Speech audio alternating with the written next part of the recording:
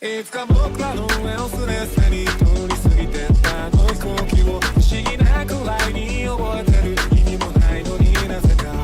不甲斐なくて泣いた日の夜にただ強くなりたいと願ってたそのために必要な勇気を探し求めていた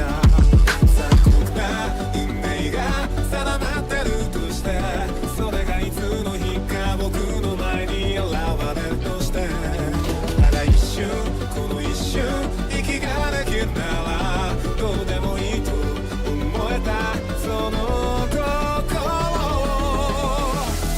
もう一度遠くへ行け遠くへ行けと僕の中で誰かがいた不器用なので触れすぎいつだって目を離した君が二度と悲しまないように笑うそんな日のになるための歌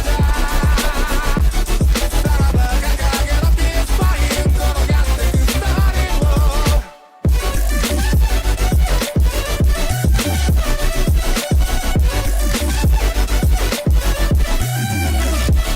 守りたいだなんて言えるほど君が弱くはないの分かってたそれ以上に僕は弱くてさ君が大事だったんだ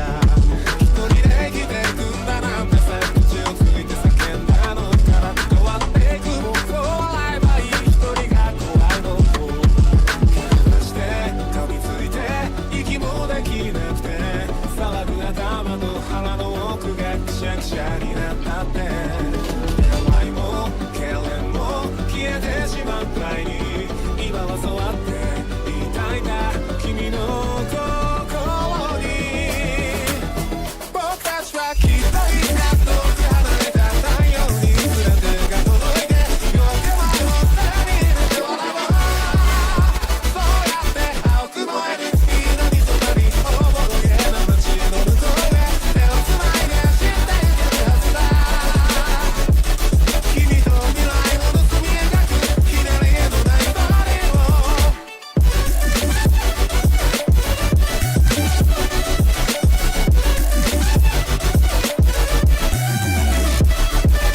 かさぶただらけ荒くれた日々が削り削られ擦り切れた今が君の言葉で蘇る鮮やかにも